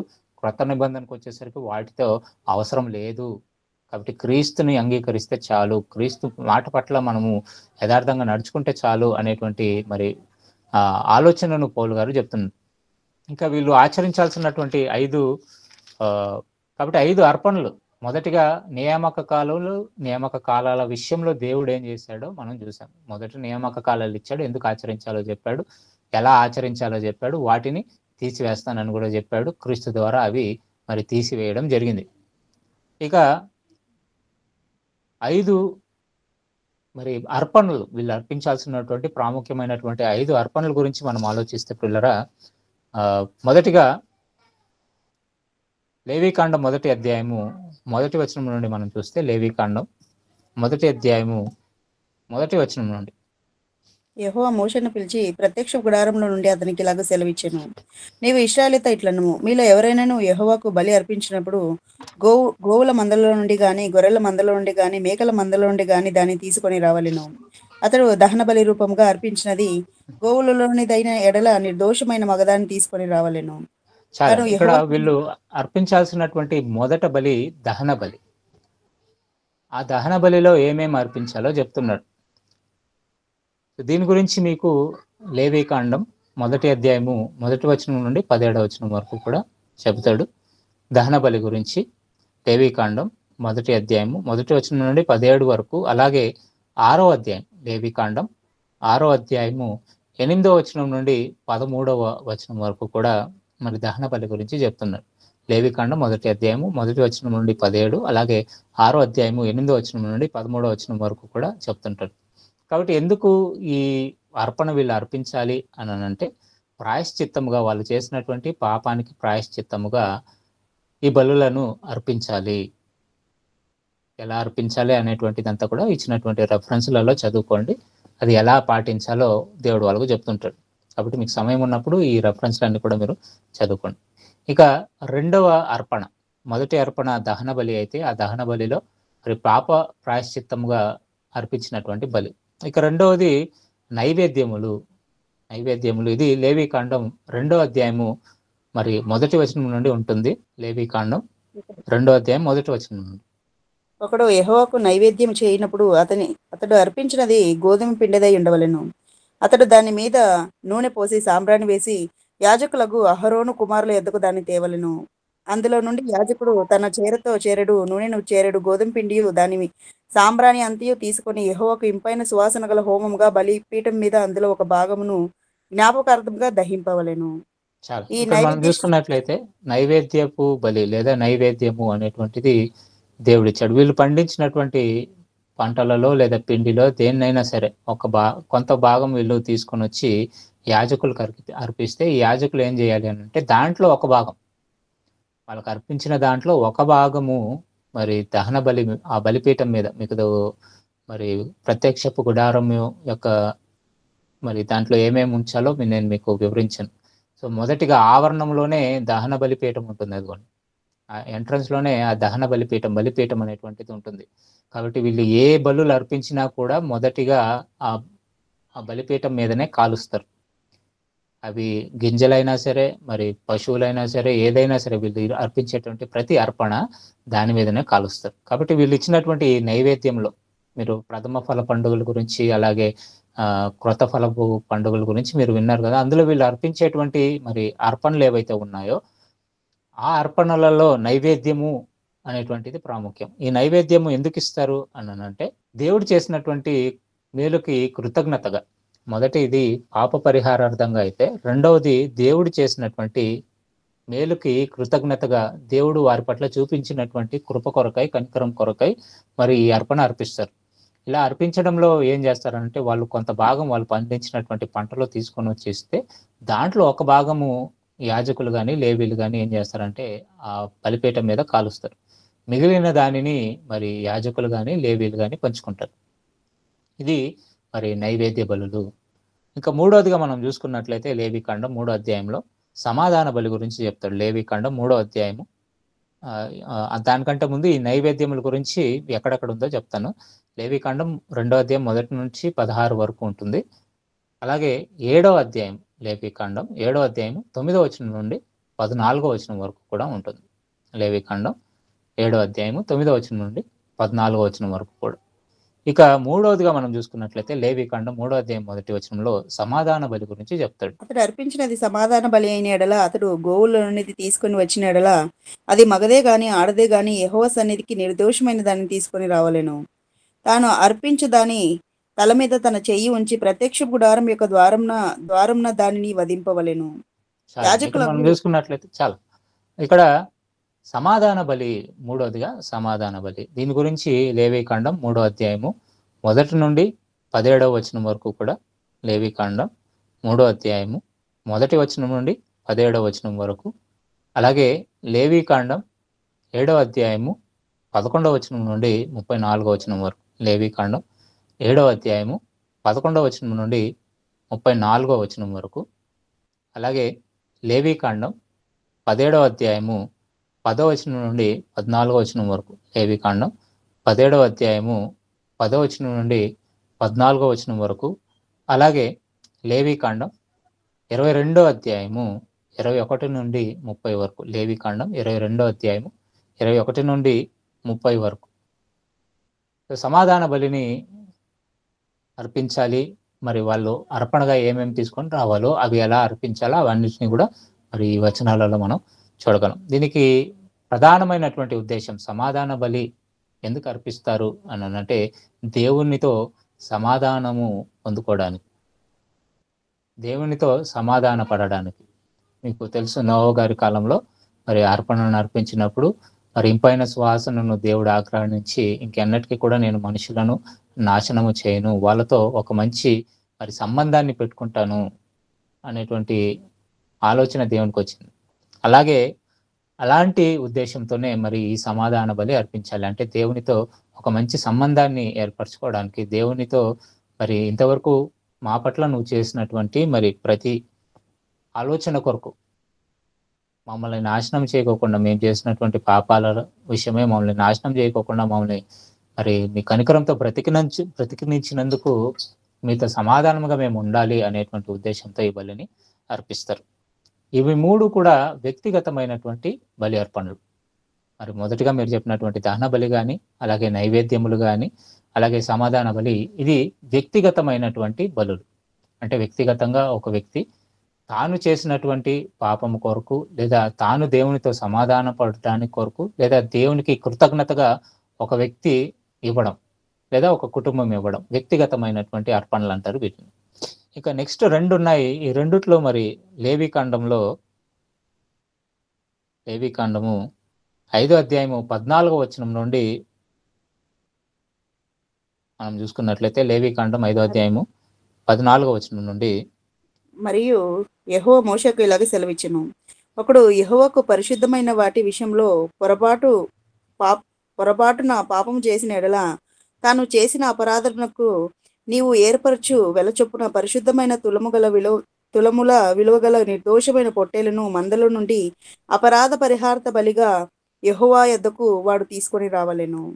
నెక్స్ట్ మనం చూసుకున్నట్లయితే అపరాధ పరిహారార్థ బలిగా ఇది ఎందుకు తీసుకొని రావాలి అని అంటే, మరి ఒకడు తెలియకుండా ఏదైనా తప్పు జరిగిస్తే, తెలియకుండా ఏదైనా ఒక తప్పుని ఇతను జరిగిస్తే, దానికి ప్రాయశ్చిత్తముగా ఈ అపరాధ పరిహారార్థ బలిని అర్పించాలి అని చెప్తున్నాడు. అంటే ఇప్పుడు ఈ ఆజ్ఞ ఎందుకు ఇచ్చాడు అని అంటే, ఇది వ్యక్తిగతమైనటువంటి మరి తప్పిదం కొరకు కాదు, కానీ ఇతరుల పట్ల ఒకవేళ తప్పు జరిగితే, ఇతరుల విషయంలో ఒకవేళ తప్పు జరిగితే ఏం చేయాలి అనేటువంటి ఉద్దేశంతో, అలాగే దేవునికి అర్పించాల్సినటువంటి అర్పణ విషయంలో తప్పు చేస్తే ఏం చేయాలి అనేటువంటి ఉద్దేశంతో రాయబడినటువంటి మరి నియమాలు. ఈ నియమాలలో మీకు మొదటిగా ఎక్కడి నుండి ఎక్కడి వరకు ఉన్నాయో మనం చూసుకున్నట్లయితే, మొదటిగా లేవికాండం 5వ అధ్యాయము 14వ వచనం నుండి, లేవికాండం 5వ అధ్యాయము 14వ వచనం నుండి 6వ అధ్యాయము 7వ వచనం వరకు కూడా, లేవికాండం 5వ అధ్యాయం 14వ వచనం నుండి 6వ అధ్యాయము 7వ వచనం వరకు, అలాగే 7వ అధ్యాయము 1వ వచనం నుండి 7వ వచనం వరకు, లేవికాండం 7వ అధ్యాయము 1వ వచనం నుండి 7వ వచనం వరకు, అలాగే లేవికాండం 14వ అధ్యాయం 12వ వచనం నుండి 18వ వచనం వరకు, లేవికాండం 14వ అధ్యాయం 12 నుండి 18 వరకు, అలాగే లేవికాండము 19వ అధ్యాయము 20వ వచనం నుండి 22వ వచనం వరకు కూడా మరి ఈ అపరాధ పరిహారార్థ బలుల గురించి దేవుడు రాయించాడు. మరి దీన్ని మరి ఈ ఆచరణ ఎందుకు పెట్టాడు, ఈ నియమాన్ని ఎందుకు పెట్టాడు అంటే, ఇతరుల పట్ల మరి ప్రాముఖ్యంగా తెలియక చేసినటువంటి తప్పులు ఏవైతే ఉన్నాయో, తెలియకుండా మరి దేవునికి అర్పించాల్సినటువంటి అర్పణ విషయంలో కానీ, లేదా తోటి సహోదరుల విషయంలో కానీ తెలియకుండా తప్పు జరిగిందంటే, దానికి ప్రాయశ్చిత్తంగా ఏం చేయాలో మరి ఈ నియమం గురించి మనం చూస్తున్నాం, అపరాధ పరిహారార్థ బలి. నెక్స్ట్ మనం చూసుకున్నట్లయితే మరి చివరిగా లేవికాండం 4వ అధ్యాయంలో 1వ వచనం నుండి చూస్తే, లేవికాండం 4వ అధ్యాయం 1వ వచనం నుండి, మరియు యెహోవా మోషేకు ఇలాగ సెలవిచ్చెను. నీవు ఇశ్రాయేలుతో ఇట్లనుము, యెహోవా ఆజ్ఞలన్నిటిలో దేని విషయమైనను ఎవరైనాను పొరపాటున చేయరాని కార్యము చేసి పాపి అయిన ఎడల, ఎట్లనగా ప్రజలు అపరాధులగునట్లు అభిషిక్తుడైన యాజకుడు పాపం చేసిన ఎడల, తాను చేసిన పాపమునకై నిర్దోషమైన కోడెదూడని యెహోవాకు పాప పరిహారార్థ బలిగా అర్పింపవలెను. చాలండి. ఇక్కడ మనం చూసుకున్నట్లయితే లాస్ట్ గా పాప పరిహారార్థ బలి గురించి లేవికాండం మరి 4వ అధ్యాయము 1వ వచనం నుండి 5వ అధ్యాయము 13వ వచనం వరకు, లేవికాండం 4వ అధ్యాయము 1వ వచనం నుండి 5వ అధ్యాయము 13వ వచనం వరకు, అలాగే లేవికాండం 6వ అధ్యాయము 24 నుండి 30 వరకు, లేవికాండం 6వ అధ్యాయము 24వ వచనం నుండి 30వ వచనం వరకు, లేవికాండం 6వ అధ్యాయం 24 నుండి 30 వరకు, అలాగే లేవికాండం 8వ అధ్యాయము లేవీకాండం 8వ అధ్యాయము 14వ వచనం నుండి 17వ వచనం వరకు. లేవీకాండం 8వ అధ్యాయం 14వ వచనం నుండి 17వ వచనం వరకు. అలాగే లేవీకాండం 10వ అధ్యాయము 16 నుండి 20 వరకు. లేవీకాండం 10వ అధ్యాయము 16వ వచనం నుండి 20వ వచనం వరకు. అలాగే లేవీకాండం 16వ అధ్యాయము 11 నుండి 22వ వచనం వరకు. లేవీకాండం 16వ అధ్యాయము 11 నుండి 22వ వచనం వరకు కూడా పాప పరిహారార్థ బలిగా మరి బలులను ఇమ్మన్నాడు. దాంట్లో ఏమేమి ఇవ్వాలో, మరి ఎలా ఇవ్వాలో అవన్నీ కూడా దేవుడు రాయించాడు. మరి ప్రాముఖ్యంగా ఎందుకు ఈ బలిని అర్పించమని చెప్పాడు అని అంటే, ఇతరుల విషయంలో తప్పు జరిగినప్పుడు, కావాలని తప్పు జరిగింది అనుకోండి, నేను చేసినటువంటి తప్పు ఒకవేళ అది నన్ను మాత్రమే బాధిస్తుందని అంటే అది వ్యక్తిగతమైనటువంటి పాపం అవుతుంది. కానీ నేను చేసినటువంటి తప్పిదము ద్వారా ఇంకొకరు ఇబ్బంది పడితే దాని విషయమై మరి ఈ పాప పరిహారార్థ బలిని ఇమ్మని చెప్పాడు. మొదటిగా మరి యాజకుల గురించి చెప్తాడు. మరి ఆ అధ్యాయం అంతా కూడా మీరు చదివితే, 4వ అధ్యాయం అంతా కూడా మీరు చదివితే మొదటిగా యాజకుల గురించి చెప్తాడు. యాజకులు తప్పు చేసి మరి దాని ద్వారా ప్రజలకు ఇబ్బంది కలిగితే ఆ యాజకుడు మరి పాప ప్రాయశ్చిత్తంగా ఏం చేయాలో చెప్తాడు. తర్వాత ఒక అధికారి మరి ఒకవేళ తప్పు చేస్తే, ఆ తప్పు అతనికి తెలియవస్తే ఏం చేయాలో మరి తర్వాత వచనాలలో చెప్తాడు. అలాగే ఒక వ్యక్తిగత వ్యక్తి, ఒక మనిషి మరి సమాజంలో ఉన్నటువంటి వ్యక్తి తప్పు చేస్తే, దాని ద్వారా ఇతరులకు ఇబ్బంది కలిగితే మరి దానికి ఎలాంటి ప్రాయశ్చిత్తం చేయాలి అనేటువంటిది మనకి ప్రాముఖ్యంగా ఈ పాప పరిహారార్థ బలిలో చెప్తుంటాడు. అంటే ఈ రెండు, మరి అపరాధ పరిహారార్థ బలి అలాగే పాప పరిహారార్థ బలి, ఈ రెండు ఉద్దేశం ఏంటి అని అంటే, మరి అపరాధ పరిహారార్థ బలి తెలియకుండా మరి మనం తప్పు చేయడం, దాని ద్వారా ఇంకొకరికి ఇబ్బంది కలగడం, అది అపరాధ పరిహారార్థ బలి. మరి తెలిసి తప్పు చేస్తారు కొంతమంది. తప్పు చేసిన తర్వాత కొంతమంది వచ్చి మీరు చేసేది ఇది తప్పు అని చెప్తారు. అప్పుడు మరి దానికి ప్రాయశ్చిత్తంగా పాప పరిహారార్థ బలి అర్పించాలి. కాబట్టి ఈ 5 బలులను దేవుడు వాళ్ళకి అర్పించమని చెప్పాడు. కానీ దీంట్లో ప్రాముఖ్యమైనటువంటిది మరి వాళ్ళ పాపము నిమిత్తమై దేవుడు ఇచ్చినటువంటి ఆజ్ఞలు. కాబట్టి మీరు దేవాలయపు మరి ఆ స్ట్రక్చర్ని మీరు చూసినప్పుడు ప్రారంభంలోనే మొదట ఎంట్రన్స్ లోనే ఆ బలిపీఠాన్ని పెట్టాడు. కారణం ఏంటంటే, ఆ బలిపీఠం మీద మీరు బలులు అర్పిస్తున్నప్పుడు దేవుణ్ణి మీరు జ్ఞాపకం చేసుకోవాలి, మీ పాపాల నుండి మీరు బయటికి రావాలి, మీ పాపాలను మీరు విడిచిపెట్టాలి అనేటువంటి ఉద్దేశంతో దేవుడిచ్చినటువంటి ఆజ్ఞ అది. కానీ ఇశ్రాయేలీలు పాపము విస్తారంగా చేస్తూ మరి ప్రతి ఏటా వాళ్ళు ఈ అర్పణలు అర్పించడం మనం చూస్తాం. కాబట్టి దేవుడిచ్చినటువంటి ఆ 7 నియామక కాలములలోనే ఈ 5 అర్పణలు వీళ్ళు తీసుకొని రావాలి. మరి దేని కొరకు అర్పణలు తీసుకొని వస్తున్నారో యాజకులకు చెప్పి ఆ అర్పణలు వీళ్ళు అర్పించాలి. కాబట్టి ఇలాంటి ఒక నియమాన్ని దేవుడు ఆత్మ సంబంధమైనటువంటి నియమాలుగా, మొదటిగా మరి ఆ నైతిక విలువతో కూడినటువంటి ఆజ్ఞలను ఇస్తే, రెండవది భాగంలో మనం చూసినప్పుడు మరి నియామక లేదా ఆత్మ సంబంధమైనటువంటి ఆజ్ఞలను, మరి దేవుని సన్నిధిలో ఎలాంటి ఆజ్ఞలు వీళ్ళు పాటించాలి, ఎలాంటి అర్పణలు వీళ్ళు అర్పించాలి, ఎలాంటి పండుగలను వీళ్ళు ఆచరించాలి అనేటువంటి ఉద్దేశంతో రెండవ నియమాన్ని దేవుడు ఇవ్వడం జరిగింది. అయితే తర్వాత కాలంలో మనం ఆలోచిస్తే దేవుడు వీటన్నిటిని కూడా సహించుకోవడం, మరి ఆ బలి అర్పణలు కూడా మరి క్రీస్తు ద్వారా ఆ బలి అర్పణలను తీసివేయడం మనం చూస్తాం. హెబ్రీయులకు రాసినటువంటి పత్రిక, చివరి మాటగా రాసుకోండి, హెబ్రీయులకు రాసినటువంటి పత్రిక 9వ అధ్యాయము 10వ అధ్యాయం. హెబ్రీయులకు రాసినటువంటి పత్రిక 9వ అధ్యాయము అలాగే 10వ అధ్యాయం, ఈ 2 అధ్యాయాలు మీరు చదివినప్పుడు మరి ఈ బలుల విషయంలో దేవుడు ఏం రాశాడు అంటే, ఈ బలుల ద్వారా పాప నివారణ జరగదు, కానీ క్రీస్తు ఆ బలుల స్థానంలో తను తాను అర్పించుకొని మనల్ని పాపము లేని వారిగా చేస్తున్నాడు. ఆయన రక్తము ద్వారా మనం ఇప్పుడు పరిశుద్ధులుగా నియమింపబడుతున్నాము అనేటువంటి మాటలన్నీ కూడా హెబ్రీయులకు రాసినటువంటి పత్రిక 9-10 అధ్యాయాల్లో దేవుడు మరి రాయించాడు. కాబట్టి పాత నిబంధనలో అయితే వీళ్ళు బలులు అర్పించారు, కానీ క్రొత్త నిబంధనకు వచ్చేసరికి క్రీస్తే బలిగా మారిపోయి మన పాపముల కొరకు అతను బలిగా మారిపోయాడు. దేవునితో మనల్ని సమాధాన పరచడానికి అతడు బలి అయిపోయాడు. అలాగే దేవునితో మనము ఇతరులతో మనం చేసినటువంటి లేదా ఇతరుల విషయంలో మనం చేసినటువంటి తప్పిదాల విషయంలో సంఘాన్ని ఏర్పరిచి సంఘము ద్వారా మన పాప మరి భారం ఏదైతే ఉందో దానిని తొలగించుకోవడానికి కూడా దేవుడు క్రీస్తు ద్వారా మనకి అవకాశాన్ని కలిగించాడు. కాబట్టి ఇవి మరి 2 నియమాల గురించి మనం చూసుకున్నాం. ఇంకా మూడో నియమము ఉంది. ఆ మూడో నియమము అలాగే మరి చివరి భాగము వచ్చే వారం మనం చూసుకుందాం. మరి మూడోదిగా సోషల్ కోడ్ అంటారు, లేదా జ్యుడిషియల్ కోడ్ అంటారు. సామాజిక ఆజ్ఞలు, సామాజిక సంబంధమైనటువంటి ఆజ్ఞల గురించి మరి వచ్చే వారం మనము నేర్చుకునే ప్రయత్నం చివరి భాగంలో.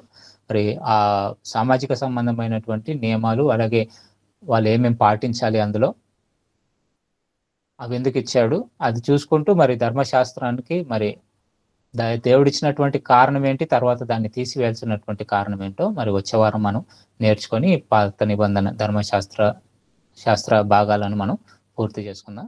కళ్ళు మూసుకున్నట్లయితే ప్రార్థించుకుందాం. తర్వాత ఏదైనా డౌట్స్ ఉంటే అడుగు.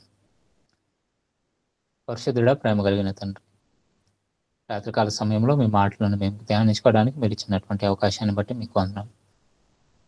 అవునా తండ్రి, ఒకనాడు ఇశ్రాయేలీలకు మీరు ఇచ్చినటువంటి మరి ఆజ్ఞల విషయమైన తండ్రి ఇంతవరకు మేము నేర్చుకునే ప్రయత్నం చేస్తాం. ప్రధానంగా 613 ఆజ్ఞలు మీరు ఇచ్చిన అందులో 3 భాగాలుగా నా తండ్రి మేము ఆలోచించి నైతికపరమైనటువంటి ఆజ్ఞలు, అలాగే ఆత్మ సంబంధమైనటువంటి ఆజ్ఞల గురించి మేము నేర్చుకునే ప్రయత్నం చేస్తాం తండ్రి. మరి నైతికపరమైనటువంటి ఆజ్ఞల విషయంలో మీ కుమారుడైనటువంటి యేసుక్రీస్తు ప్రభువు వారు ఆజ్ఞలన్నిటిని పూర్తి చేసి మరి నిన్ను వలె మీ పొరుగు వారిని ప్రేమించు అనేటువంటి ఆజ్ఞను మాకు ఇచ్చి, అందులోనే ఈ ఆజ్ఞలన్నీ కూడా ఇమిడి ఉన్నాయని తండ్రి అపోస్తలుల ద్వారా నేర్పించాడు. ఇక ఆత్మ సంబంధమైనటువంటి ఆజ్ఞల విషయానికి వస్తే నా తండ్రి, ఇజ్రాయేలీలు పాటించాల్సినటువంటి నియామక కాలాలు, అలాగే వాళ్ళు అర్పించాల్సినటువంటి అర్పణల విషయమైన తండ్రి మరి అనేక విషయాలను నా ప్రభా మీ గ్రంథంలో రాయించారు. మరి వాళ్ళకి నియామక కాలాలను నా తండ్రి వారి పట్ల మీరు చేసినటువంటి మరి అద్భుత కార్యాలను జ్ఞాపకం చేసుకుంటూ, ఐగుప్తులో వారు ఉన్నప్పుడు వాళ్ళ పరిస్థితి ఏంటో, ఐగుప్తు నుండి వాళ్ళు ప్రయాణం చేస్తున్నప్పుడు వాళ్ళ పరిస్థితులు ఏంటో, ఐగుప్తు నుండి కనానికి వచ్చిన తర్వాత వాళ్ళ పరిస్థితులు ఏంటో, వాటిని అన్నిటిని జ్ఞాపకం చేసుకుంటూ నియామక కాలాలను ఆచరించమని నా ప్రభు వాళ్ళకి ఆజ్ఞాపించారు. అలాగే వారు మరి దేవాలయ సంబంధమైనటువంటి అర్పణల విషయంలో వారు చేస్తున్నటువంటి ప్రతి అపరాధముల విషయంలో ప్రాయశ్చిత్తాన్ని పొందుకోవడానికి ఎలాంటి బలులు అర్పించాలో కూడా నా తండ్రి మీరు రాయించారు. కానీ మరి ఆ నియామక కాలాలను, అలాగే అర్పణలన్నింటినీ కూడా నా తండ్రి క్రీస్తు యేసులో నా తండ్రి మీరు తీసివేశారని మీ లేఖనాలు సెలవిస్తున్నాయి కనుక మరి వాటిని ఇప్పుడు మేము పాటించాల్సినటువంటి అవసరం లేదని కూడా నా ప్రభా మీ లేఖనాలు సెలవిస్తున్నాయి. కాబట్టి ఇంతవరకు నా ప్రభా ఈ విషయాలన్నింటినీ కూడా మీ పిల్లలకు వివరించాను. మరి ప్రతి ఒక్కరు కూడా నా ప్రభా ధ్యాస పెట్టి వీటిని విని వారి హృదయాలను భద్రపరుచుకుంటారని ఆశపడుతున్నాను నా తండ్రి. మరి రాబో వారంలో కూడా నా ప్రభా తండ్రి మరి కొన్ని సంగతులను మేము నేర్చుకునేట్టుగా తోడుగా ఉండండి.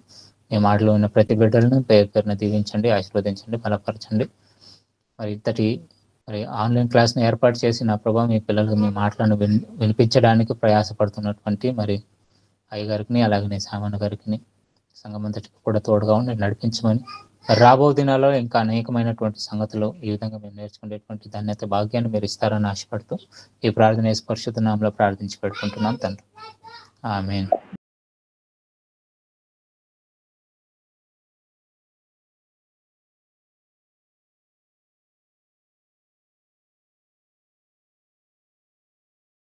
ఆనందన్న, మరి యేసుప్రభు వారు మళ్ళీ విశ్రాంతి దినమందు పండుగలు ఆచరించేటప్పుడు వస్తారు కదా, మళ్ళీ ఎరుషలేంకి ఆయన వస్తారు. ఆ పండుగ మరి పులియని రొట్టెల పండుగ ఆచరించి అదొక ఒక పండుగని ఆచరించినట్టు చూస్తున్నాం అన్న యేసుప్రభు వారు. వేరే ఏ పండుగలు ఆచరించినట్లు మనకి రెఫరెన్స్ లేదు కొత్త నిబంధనలు. కరెక్ట్ అండి?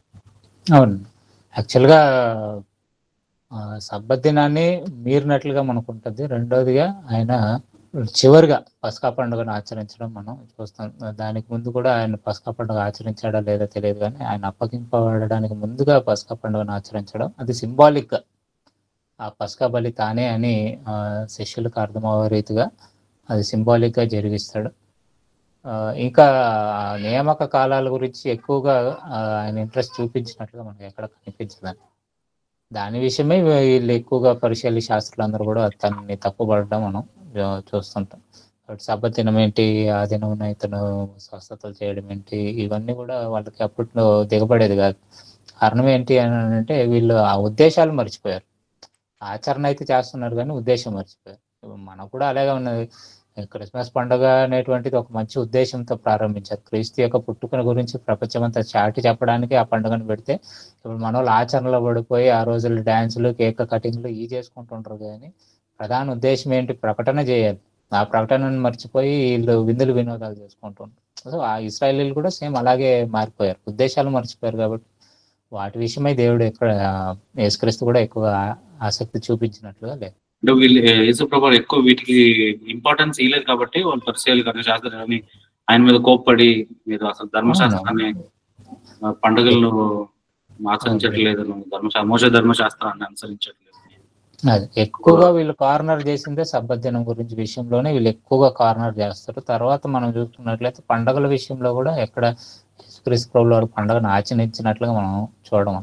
ఆ పస్కా పండుగ మాత్రమే అది సింబాలిక్ గా ఆ బలి పశువు నేనే అని తెలియపరచడానికి ఉద్దేశంతోనే దేవుడు మరి యేసుక్రీస్తు ప్రభువు వారు అది చేయడం మనం చూస్తాం. తప్ప నుంచి ఎక్కడ కూడా ఇది లేదు. అంటే మార్పు చెప్పాడు, ఉద్దేశాలు ఏంటో చెప్తూ మార్పును కూడా తీసుకొని వచ్చేది. ఇంకా పండుగలన్నింటినీ, ఆ నియామక కాలాలన్నింటినీ కూడా తనలోనే అవన్నీ కూడా చేయడానికి ఉద్దేశం ఏంటి? దేవుని జ్ఞాపకం చేసుకోవడం, దేవుని ప్రకటించడం, దేవుని గురించి తెలుసుకోవడం. క్రీస్తుని గురించి వీళ్ళకి అర్థమైపోతే ఇంక ఇవన్నీ కూడా ఆయనలోనే ఇమిడి ఉన్నాయి అనేటువంటిది వాళ్ళకి అర్థమైపోవాలి. బట్ వాళ్ళకి సడన్ గా యేసుప్రభు వచ్చి ఇవన్నీ చెప్పగానే వాళ్ళు మింగుడు పడలేదు. ఇంతవరకు మనం విన్నది ఒకటి, ధర్మశాస్త్రం మీద నిజమైన గ్రంథం అంటే దాంట్లో మరొక కారణం కూడా ఉందన్న. దాంట్లో మరొక కారణం ఉంది, అది నేను వచ్చే వారం చెప్తాను ఆ కారణం ఏంటో. యాక్చువల్గా ఏంటనంటే ఇశ్రాయేలీలు రెండో దేవాలయం కట్టబడిన తరువాత వాళ్ళు ఆచార సంబంధమైనటువంటి ఆజ్ఞలను రెండోసారి వాళ్ళే ఫామ్ చేసుకుంటారు. యాక్చువల్గా ఈ భోజనం చేయడానికి ముందు కాళ్ళు కడుక్కోవడం, చేతులు కడుక్కోవడం, స్నానం చేయడం, ఇవన్నీ కూడా వీళ్ళు అవన్నీ కూడా దేవుడు ఎక్కడ చెప్పలేదు. చేతులు కడుక్కోవాలి, స్నానం చేయాలని మీరు ఆ పంచకాండాలలో మీరు చదివితే ఎక్కడ ఈ నియమాలు మీకు కనబడవు. కానీ వీళ్ళు రెండోసారి దేవాలయం కట్టబడిన తర్వాత ఇంకా చాలా ఎక్కువగా ఆచార సంబంధమైనటువంటి ఆజ్ఞలు ఇంకా ఎక్కువగా చేసుకున్నారు వీళ్ళు సొంతంగా. సో అది యేసుక్రీస్తు ప్రభువుల వారికి నచ్చలేదు. సో అలాగా కూడా ధర్మశాస్త్రాన్ని వీళ్ళు డైవర్ట్ చేయడం కూడా జరిగింది. అది నెక్స్ట్ వీక్ నేను తీసుకుంటాను. అంటే మంచి విషయమే కదన్నా, చేతులు కడుక్కోవడం, కాళ్ళు కడుక్కోవడం.